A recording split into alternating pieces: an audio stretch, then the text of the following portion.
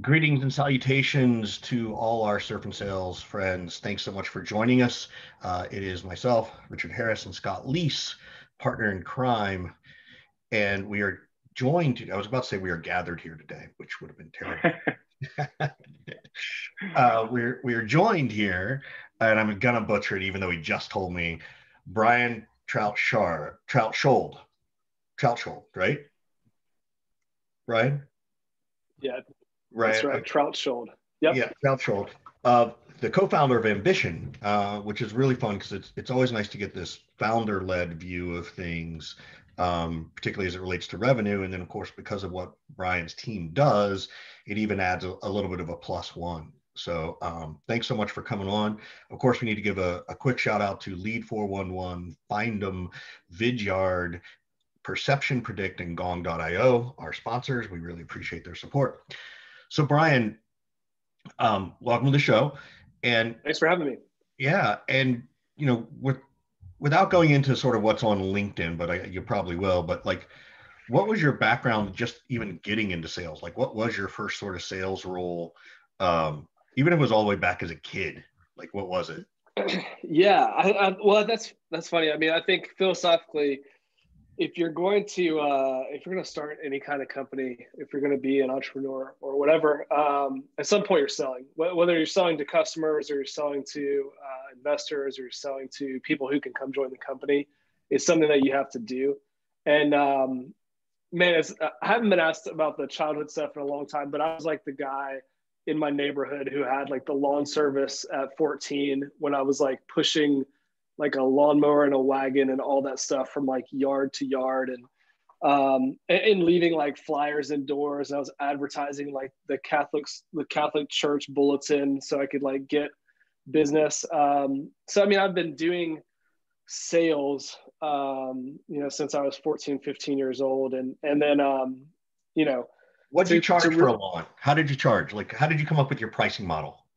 It was very fluid. It was very fluid. It It's like kind of SaaS, depended. right? Like, this is the same Yeah, thing. we didn't post it on a website. It was like depending on what we saw when we showed up, and kind of the personality of the customer. But yeah, it's good, Scott. You're like entrepreneurial right from the get go. It sounds like, which is got to be part of the reason you've gone on to found, I'm aware of.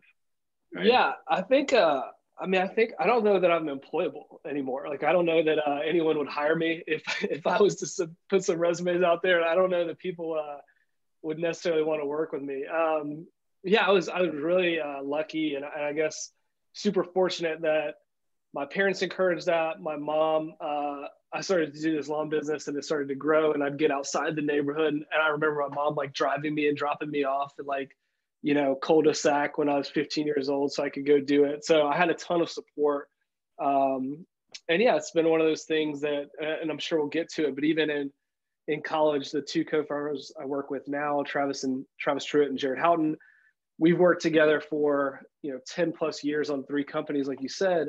When we were in college at the University of Tennessee, we were the guys who would sneak beers into the library. We would like lock down one of these little mini conference rooms with a whiteboard, and we would hang out and talk about companies that we wanted to start. And it just so happened that we did it. So we were the people who were maybe ignorant enough to not know what we didn't know at the time. But it's been a lot of fun, and sales is just part of the thing that you have to do. And to answer your question specifically, I graduated college basically right into the year 2, I'd say, of the financial crisis. It was 2009.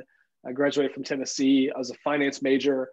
And there's not a lot of finance firms like that were hiring people at that point. Most of the people were leaving, not going in.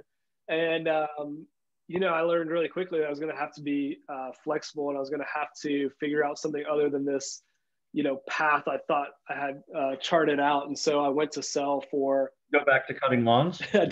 I was thinking about it. I think there was a time where I was like, maybe that's what I'm going to do. But I went to Hewlett Packard, and I was an inside seller. there for a relatively brief amount of time. But they taught me a ton of stuff about sales and taught me a ton of things that I think ultimately 10 years later, Ambition is still solving for like gaps that I saw when I was a 23-year-old, sales. It's amazing to me because I've been aware of Ambition for a while, but it's amazing to me to look at it and see you've been working there and on this particular product and problem for 7 years. I don't know if that strikes you or not, Richard, but I looked at it and was like, has it really been 7 years? Wow, it's really been a long time. Now, your first two companies was more like 2.5 and 3 years. So Sure. what I want to know is, can you draw this like linear line in terms of like company number one, okay, we did okay, but we fucked up here. Number two, we lasted a little longer, but we kind of kept moving the needle. And now I'm on Ambition and we're in year 7 and like, I'm doing really good. Has it gone like that, or has it ping ponged and zigzagged all over the place? Yeah, Scott, man, that's a super real question. I think, when you're 23, 24, and we started our first company. It was a consumer news company, so like personalized news. That was kind of, if we think to pre-Facebook, Twitter, fake news, like, people thought that this was all going to be like Flipboard, and there were a couple other really cool companies, Pulse, that did these things. And it was really exciting to us. Like, we thought this was tackling a big problem that ultimately other people ended up owning. Facebook and Twitter really own that now. But yeah, one of the things we did really well, I'll say, is for 3 non-technical background, like non-engineering school people, we learned how to build really good consumer level products that had like, that had good UI, that had great UX. We built a team of technical people around us. I think we built a pipeline where, especially in the Southeast or kind of our region, we were able to attract good talent. Company one, we didn't know how, Richard said I can be uncensored here. We didn't know how the fuck to start a business. Like, we didn't know how to make money. We didn't know how to, charge. We had no customer were free users downloading an app. And that's a really difficult spot to be in. And so company 2 was really an extension of that, trying to figure out how to continue to build a product in a space we knew a lot about. We started to really experiment with gamification, which will come up, I'm sure, in this conversation. You guys are familiar with the space. So that gave us a really like in-depth knowledge of trying to drive specific user behavior, trying to engage people in a variety of ways. But really, that space, the business model was build something and sell it to a bigger company. Like, that was the business model there. And the value was user data or user eyeballs. And ultimately, it was just, it was kind of I would say it was a letdown in terms of like getting to a point where you realize that all this cool stuff you've built, you have no leverage on it. It's only if, someone comes and knocks on the door and says like, we want to acquire this product. That's the only way that it's a win. And so we had this really like 2013, I remember it specifically, we were talking, the 3 of us, and come up with some advisors, and we're like, it sucks not to have customers. It sucks not to be able to charge, money for the product we build and, be able to affect the growth in that way. And after a ton of conversations, we decided to start Ambition, which like you said, has turned out decently well. Okay. It's, ups and downs for sure. Yeah. I want to go back to one of the things that you said. And I think, Scott, I say this in jest, but I think it's true. Scott, you didn't necessarily know how to build your business, right? Like, you built several sales team businesses, right? You knew how to scale, but it was kind of like, how do I do this for myself, right? And you were able to leverage our friendship and relationship and other people. And I'm curious, Brian, how do you keep that naivety of, I don't know what I don't know? Because I feel like that's a big piece of growing any business, right? You're 7 years in. You could walk out and say, we know all about this. But if you really want to amp your product or amp your service, and you're, and other co-founders or people who are thinking about doing it, how do you keep yourself fresh? I think reality knocks every day. So it's easy to get in our own little bubble or an echo chamber and say like, what's the latest reality that's knocked on your day in the last month? We already know COVID's one. Like, that was like massive, and maybe it's slight still coming. Surprise. Right. Yeah, Um, let's see. I think I would say that something that we didn't see a year ago that is really true and that we think a lot about today is that competition isn't just the companies that you have feature overlap with or that try to sell the same value proposition or same pain and gain to your customer. You're competing with everyone. You're competing with every budget dollar that goes into the company or everything that gets a buyer's attention, if you will. And so the mind share, the ability to latch on to really deep, painful things to provide really strong value and ROI. It's not as simple as just saying like ambition competes with X or ambition competes with Y and we're replacing this tool in your org. It's like, what is the whole stack? And the whole stack is all competing for, in most cases, a relatively finite amount of budget and definitely a finite amount of attention that people have to go execute something. Now that has got to be one of the very real and maybe even scary is a word realities of what you and the team and Ambition has been going through, because I remember in March and April, everybody was like, we need to cut every non-essential piece of our stack. Sure. Right. And, you're over here and you got sales gamification and coaching platforms. Like you're trying to make a case that this is essential and cutting this, would be a mistake. So when you are competing for this finite number of dollars, which I love that you called that out. I've talked about that, not in the tech stack kind of context, but just in general. I love it. So I love that you brought that up. But like when you're competing for all those dollars, how are you positioning yourself to be a must-have versus a nice-to-have? Well, I think we're really lucky that we have some incredible salespeople here, and our sales leader Mark McWaters is, I think, one of the best, and a lot of it is investing in the relationship, putting deposits into the relationship so that you can ask questions, both from a customer and a prospect, and learning what the real pains are. Like, I think what happened, to your point, March, April, to a lot of folks, and our space is incredibly crowded. You guys have been around it for years. You probably know everyone, in the space broadly. Like, there's a ton of things that are really cool, like a ton of tools that are just cool as hell. And you're like, man, I can't believe how, as a former sales rep, like I'd love to have X, Y, Z, or I can't believe we did this when I was at HP. But when it comes down to it, it's kind of like, we say a lot, like, where are all the things going to live? How are you going to get in touch with your prospects and customers? Why are you going to do it? And how are you going to measure the result? And if you don't have, kind of the what, how, what, why, you might be SOL. And I think a lot of people were not in position to say, like, which of those things, if you pulled them out, you wouldn't have the ability to do. And so we talk a lot about the why. And right now the why is really critical, because I'm sure a ton of people listening to your show are they're in their house. They're sales reps who are 23 to 50. But 9 months ago, they were on a sales floor. They were, desk to desk to desk. They were 8 seats away from their manager. If it was a shitty day, they just walk over there, grab coffee, get a pump up, do a one-on-one, do a quick drive-by coaching session, and be back at it. Or the manager could walk by if they didn't hear the energy. All that's gone. And so we talk to sales leaders, and they're like, I don't know what people are doing. Yeah. I don't know if it's working. I can't talk to them regularly, or I don't talk to them as regularly as I used to. And I need consistency, and I need accountability to work in a completely virtual environment for, knock on wood, not as long as we thought, but maybe a long time.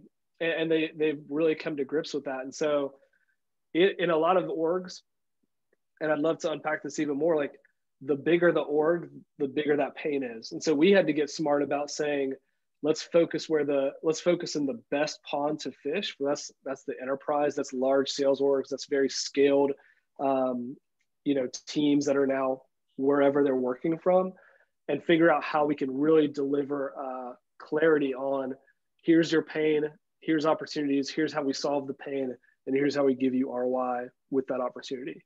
Have you had to go into a lot of like coaching of the client? Hold on one second. The most important thing, and I can't believe you didn't hear it, is that apparently I'm too old to be in sales. He's only said 23 to 50. So you're not an inside sales right now. You're an entertainer now. You're a content guy. Yes, you're an entertainer. You graduate. You're on Spotify. Like we just had this conversation 2 weeks ago, where I am going to be Scott's Bernie Taupin and to his Elton John. So I tend to be the man behind the entertainer. Oh, that's great. So, what I was saying, Brian, was like, did you find yourself in a position where you had to do a lot of coaching and educating of the customers, where they were coming back to you and saying, look, I know how to use your product and I understand the space in an office kind of setting. How the fuck do I use it in a remote setting? And how did you coach and convey that kind of message and strategy to your customers so they could go deploy it? Yeah, absolutely, Scott. Like, I mean, I think we're still even dealing with that with certain customers where, you know, the main way they used Ambition was in an office environment. It was in a recognition competition, you know, framework. And what's really, I think, lucky and fortuitous is that we had built really Ambition was being used so heavily internally. And we have been a remote and kind of like work from home friendly company for years now. I mean, we have people in upstate New York, we have people in Texas, we have people in California. We had to have our product to you know, eat our own dog food, drink our own champagne, whatever. We were already doing all these things that enabled remote sales coaching, remote sales management, you know, recognition remotely. And so we had to go in and we had to re-educate exactly what you said, like, and we had to be proactive about it. I think what burned a ton of people, ton of companies, I should say, is like, you know, March, April, May renewals that were coming up. They're like, let's just hold off and see if we slide under the radar, you know, like, a lot of panic at first. Yeah. And I'm proud of our team. Like, this is credit to other people, but they were like reaching out saying, here are guides that we've built to help you convert to a work from home sales coaching environment. Here's assets that we have that'll help you transform what you were doing on sales TVs in your office to in Slack and email and in Salesforce. And so we were well positioned for that in a lot of ways. And, you know, that's one of the things I think is really exciting about 2020 in a vacuum, is that it makes our product, I think, a lot more valuable for those orgs. Like, it's cool to walk by a TV and see, you know, Richard's face with $1 million of quota attainment or whatever. But what could be better than that, right? Like, when he's in his, in fact, will you just do that for your team for me? Yeah, like, that would be super awesome. You know, we've got a ton of TVs in here, but or now, like, okay, I have a salesperson, they're at home, they're isolated, they don't feel like they're part of the team. How do I get them to like really be part of the mission and feel like they're accomplishing something every day, every week? I mean, I think the interesting thing too, and you know, we're in our great bubble of, at least for me, there's no greater place to sell than to heads of sales and revenue, right? Yeah. Because they're often, they kind of know what they want, but they can let us lead them there. The right ones want to be led. They're, to my earlier point, they're willing to be a little naive and be coached. And so that helps, you know, because I assume that's, you know, mostly of who you're selling to is the revenue piece, right? My question for you is, when you are competing against the other budget dollars, right? What are you seeing people choose, without naming customer names, unless you really feel like throwing somebody under the bus? Like, what are you seeing people choose over something like Ambition, which has immediate direct revenue implications, right? When you're trying to do less with more, when you're trying to keep growing, you know, even to some extent, 2020 has become, you know, break even in 2020 is 20% profit, right? Right. So yeah. What are the things people are choosing? Is it someone else in the sales stack, right? Or is it marketing or engineering? Like, what do you know what they're choosing? We've seen two things. I think if we go to like the where, how, why, if you don't have how in place, if you can't, if like the infrastructure to get in touch with your prospect or customer broke, which it did for tons of people. That's why Zoom's having such a good year. You know, people who were using enterprise telephony in their, you know, 400 person sales facility somewhere, like they were using a tool that didn't scale to at home. And so those folks, I think, you know, rightly have gone and said, okay, I need to get one of the sales acceleration tools. And we were friends with all those guys, so won't throw anyone under the bus or give them the alley-oop, but they had to go put that in place because their reps simply could not do the job, you know, from a laptop with no phone, for example. Right. So that was like part one. The other thing, and I think that kind of has in a lot of ways smoothed itself out. Another thing is headcount. Like all of a sudden you're competing with headcount budget, which is not a place that feels really comfortable to be competing with, like, hey, you can buy our software and, you know, we think, you know, the data shows that you'll get, you know, the effectiveness and productivity of 100 reps if you have 80. Like that's not a fun conversation to have with a sales leader who's typically a high EQ, high, like, you know, culture builder type person. But unfortunately, there were a ton of those conversations as companies were making cuts. And I actually think it is. I think it's a fairly easy conversation if you do it properly, right? Like you definitely sort of say, hey, Brian, sure. Look, people are people. Like we don't want you to cut, but we know what's happening. So let's just talk about it in a way that, you know, if you have to make that decision, we can support you, right? There's nuance there. Right. There's a nuance there. I think, yeah, to your point earlier about like linking to pain. Yeah. This is a soft one, but like culture is one of the biggest things that have taken a hit, and our platform provides a lot of ways to deliver culture at scale that a manager used to do in person. And so, well, we have a lot of, I think, really hard ROI and really hard ways that we can drive specific metrics and that we can prove it. One of the things that someone comes in and they are doing the renewal or they're doing a 2 or 3 year renewal with an expansion is they're like, our culture would be effed if we didn't have this right now. This is how we're having, you know, still a positive pace and a, you know, a culture of recognition and positivity. And it helps me do my job as a manager or a leader. How do you quantify that? I know as somebody who's been a buyer in this particular space and the pushback that I've received, and I know how I've attempted to kind of, you know, get around it, and I've successfully been a buyer purchaser before. But the CFO's question for me at least was always like, well, how are you quantifying the ROI on this? How do you quantify the lift from having a better culture as you just described? It's like, we all know it's there. Yeah. But how do I put a dollar on that? The dollar figure on that? And it sets apart, I mean, we can even see this from the outside looking in. It sets apart the really good teams, right? Like the really good teams, you could feel it when you're having a sales call with them, or when we used to be able to walk into the office. You can feel that it's different than other orgs.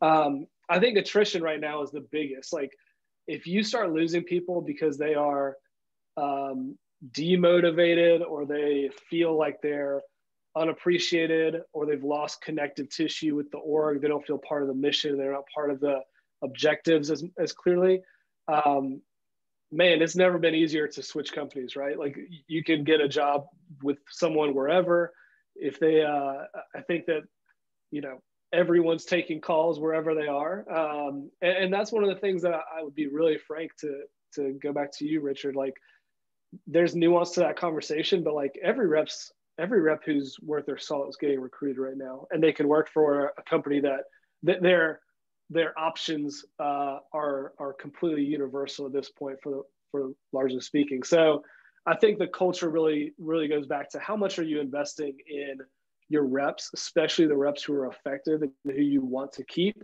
and what are the you know, how are you they stay plugged in, they stay productive even through uncertainty, and they continue to develop and get better. And that's what we really try to get the conversation to, versus like, here's culture, happy-go-lucky, very soft ROI, like you're saying. But you want to keep your best people, and you want to keep them fired up for sure. So I want to I want to answer your question back to me, Brian. But first, because Scott said, he's positioned this to his CFOs, right? And he's done this more recently than I ever have. So Scott, how did you position it? What did you try to turn around? Because I'm thinking people will be like, oh, let me hear a different answer too. Or if it's the same one, that's okay. Well, I actually don't have a different answer because Yeah. what Brian said is exactly what I landed on in my argument. My argument would be less about the lift that we're going to get and more about what we stand to lose if we have a crappy culture, and quantifying that around lost revenue from productive sellers leaving, the cost to replace them and the cost to ramp them and that type of thing. So I was smiling on the inside as he was giving his answer because I'm like, oh, maybe I did it right. I didn't know how else to do it. And like I said, I focused more on what are we going to lose more than what are we going to gain. And that argument worked for me. Yeah, and so that's what I teach in everything is that, our friend Rob Jepson loves to say you got to dollarize it, right? Sure. And nobody believes ROI, right? They never believe the R, they only look at the I, ever. And so long before I heard that though, I started focusing on the economic impact of this decision, right? What's the economic impact? So the economic impact is, losing the attrition. What's the cost of losing somebody? What happens to their pipeline? How long is it going to take? It's going to take 6 weeks just to replace them, maybe 3. Plus, then that person's got to ramp. So showing that economic impact. So anytime I hear ROI, I tell everybody to shift it to economic impact because nobody believes ROI. They never do. So that's how I position the same argument. And then the other thing I say too is, I will come out to my customers and I'd say, hey, Brian, look, don't go down that math of, and customers will do this. Like I've had CFOs say to me, oh, so if we only close 2 deals, we'll pay for your service. I'm like, if you only close 2 deals, I owe you a refund. Right? Like things are not good. Right. Like, please don't choose me on that theory. Like that's like one of the worst theories. And I think, and even salespeople fall on it. I get it. But if someone invests $10,000, they should expect $100,000 return. They got overhead to cover. They got salaries to cover. They got, everything from the equipment for the rep, the onboard, like whatever it is, like they need 10X. And I think you have to sort of speak in that language of economic impact and 10X, particularly when you get to the CFO level, so that you can prove to them you understand what the CFO is thinking about, right? The VP of sales kind of gets it, but they don't always know how to articulate it that well either. So, Richard, one of the things you just said that I've been thinking a ton about, and I think we're seeing this as a positive signal in our market is, now everything's why now, and you've got to tie a risk coefficient to like, if you don't do this now, here's the risk. And I think that's the economic impact.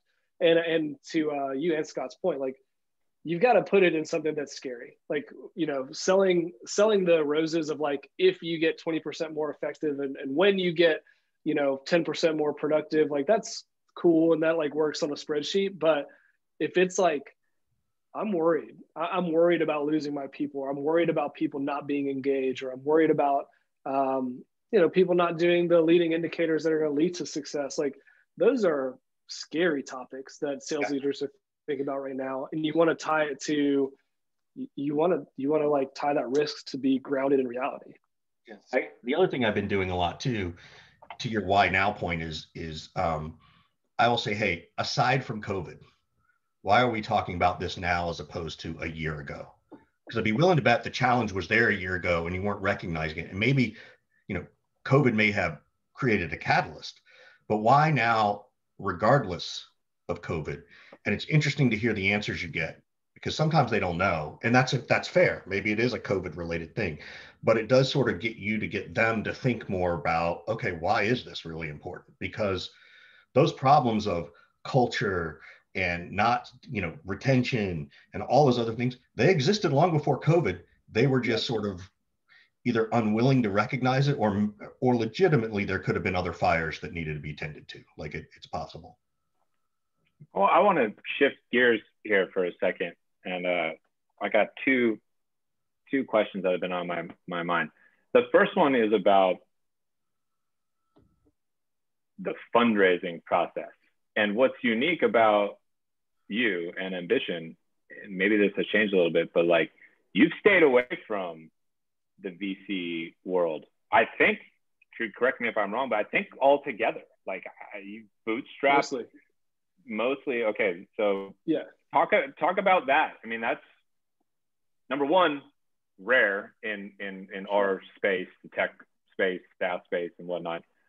And number two, extremely impressive that you've made it, you know, as far along and have grown to be as big as you are while maintaining ownership and control of the company. So can you talk about the reasons for doing that and the challenges and advantages to doing it? Yeah.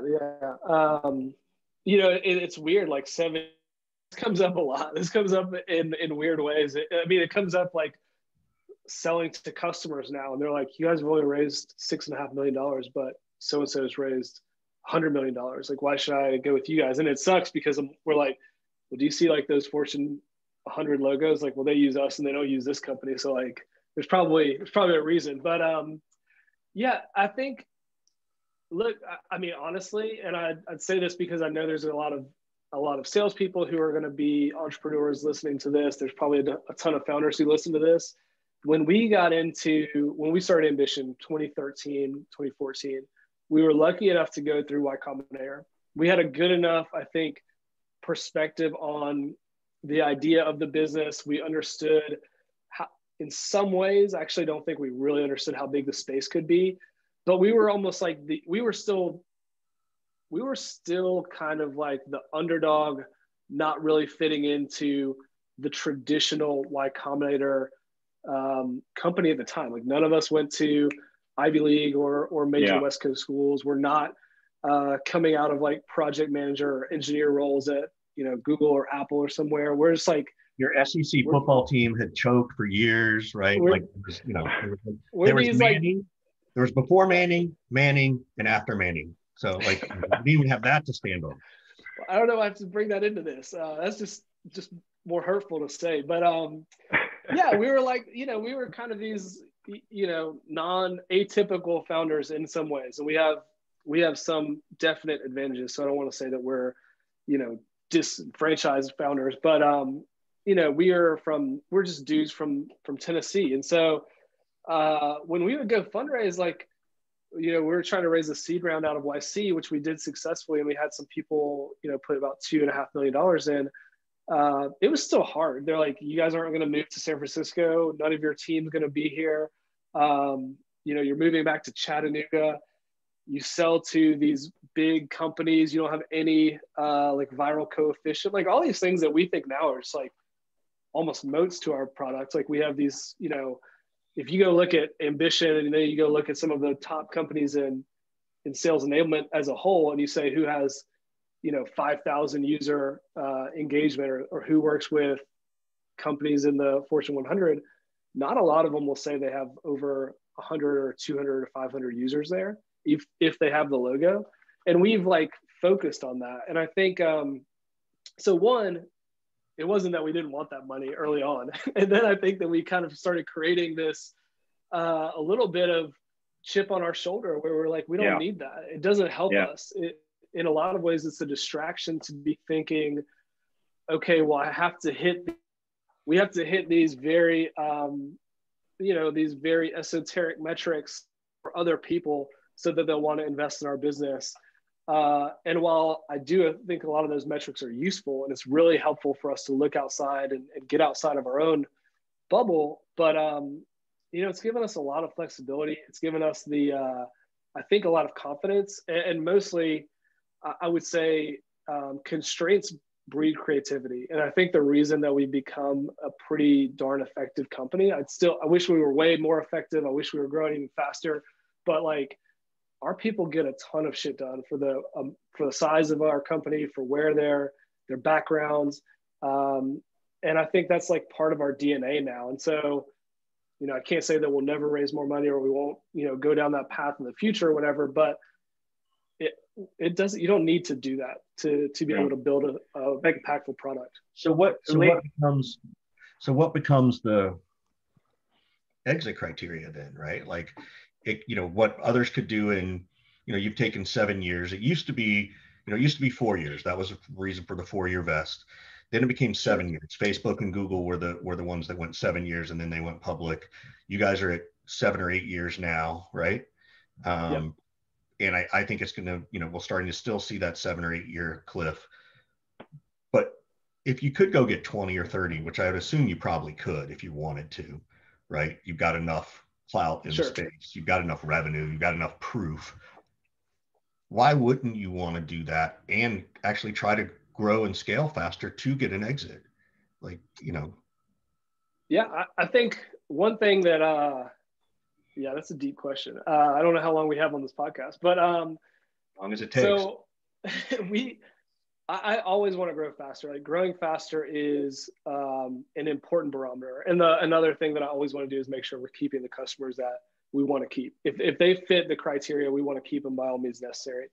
The biggest criteria right now is like, are we having fun and are we having an impact? Like, and that's an easy answer, but COVID, I think in the last 9 months has shown like things can just change super rapidly. What you expect is not necessarily going to be the case.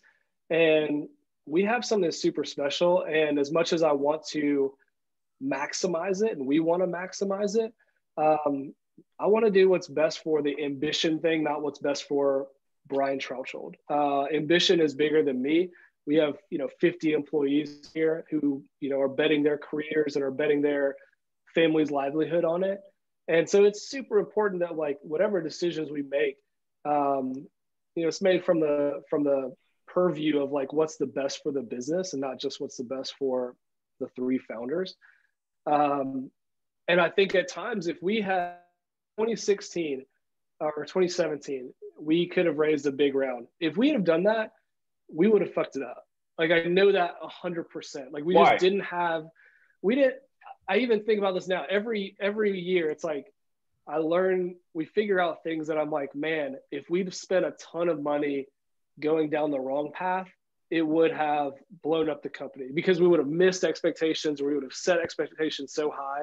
And going down, at one time we were like, we're all in on SMB. And we were like, SMB is killing it. It's great. Like we're getting these small teams, they're signing up fast. We had like a 0 effort entry into the product. That's not our customer. We didn't know our ICP well enough. And we were like, kind of, I think full of, we were almost envious of some of these other companies that were like, yeah, we're growing so fast. We're getting dozens of customers per week with 3 to 5 users. That's not our customer. Our customer is enterprise sales. It's like it's a solution sell. It's a deep relationship with a 2, 3, 5-year contract sometimes. And, that's a different thing to build. It's a different thing to support. And we've learned a ton about selling that, I think, in the last 12 to 18 months, that if we'd go a different path, I don't think the company's as valuable or successful today as it could have been. Yeah, but now you could demand it. Although, Scott, I have to say, this is the guy you should go work for, right? This would, if they ever needed someone, not that they're going to, but this would be the CRO role Scott could take where he knows he's not going to get topped off. He's got my email now. We can connect. That's right. I'm going to come out of retirement already, Richard. Good Lord. That's right. You never really retire, Scott. I know you. You even said yesterday on a podcast, you still think you're going to be a professional athlete. So, Yeah, well, that sounds a lot more fun than working for Brian. Sorry, Brian. No, Brian. It's working with. We'll working with off air or whatever. I'm not sure what you call it these days. I want to dive into the working with part because you have 2 co-founders, mm-hmm. and at least Jared and you. I don't know about the third one. How long y'all have been together, but you've been working together for 7-8 years. I talked to a woman a couple days ago, and their business was about a year old, and it's going to fall apart because the co-founder relationship has splintered and fractured, and they're not on the same page, right?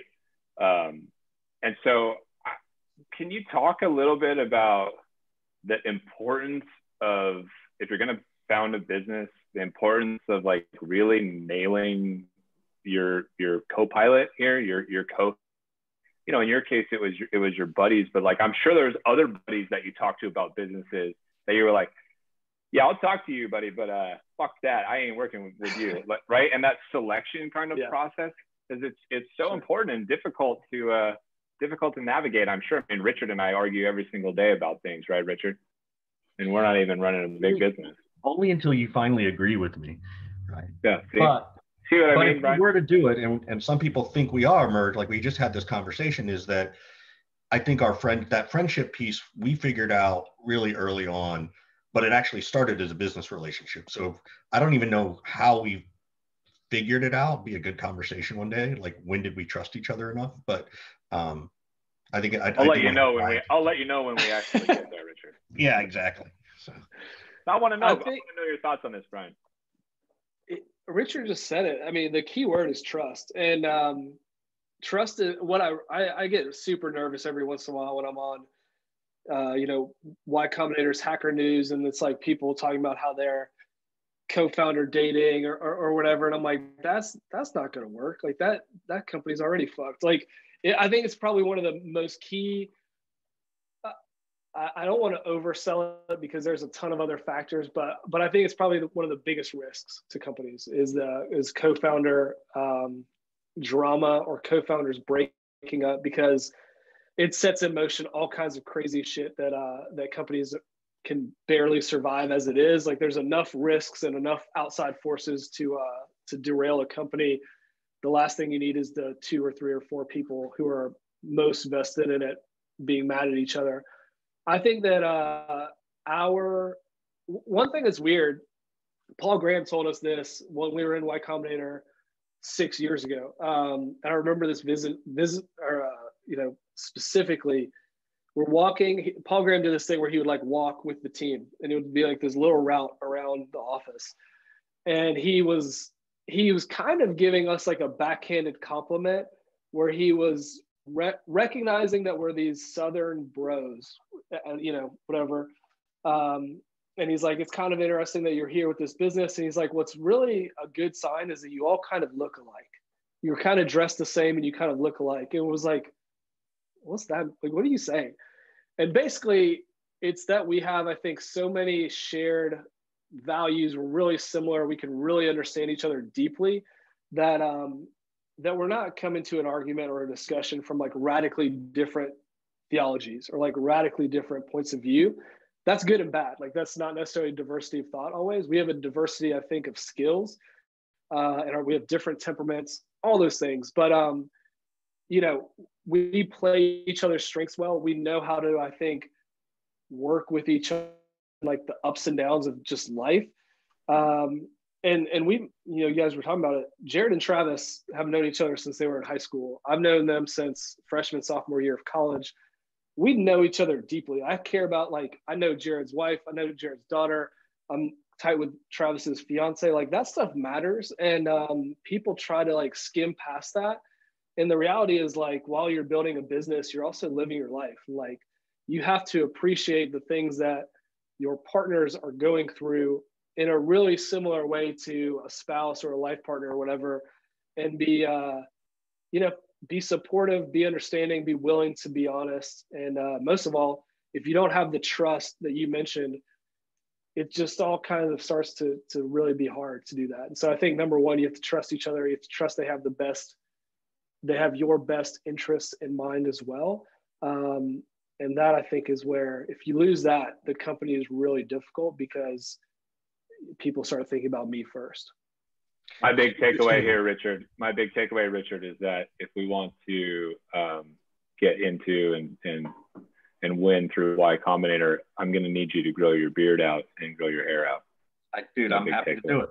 I'll do it. I'll put the Rogaine on. You know me. You just need a hat and the beard, and you guys would be good. It's easy. So it's interesting because, you know, we just did this conversation with Manny Medina about a week ago, and we talked about his co-founder situation. He had 3 other co-founders, and he said the same thing, that it was as much about, like, you know, our wives knowing each other and getting along, and our families getting along, that's where you build that trust, right? It's almost like, I do remember the first time Scott and I hung out, he had us over for dinner and I brought my wife and she's like, why are we going to this guy? I'm just like, you got to trust me. It's nice. They've got kids the same age, or they have a son the same age as ours, and just be kind of nice. It was, I actually remember this. It was my 40th birthday and Springsteen was playing, and I gave up Springsteen to go have dinner with Scott and Janet. Really? Yes. That was a terrible decision on your part. So that's big. That's how much I knew about Scott and why I knew this was important. But it's interesting because I do think that's the same thing for Scott and I, is that it does help that we have that personal relationship.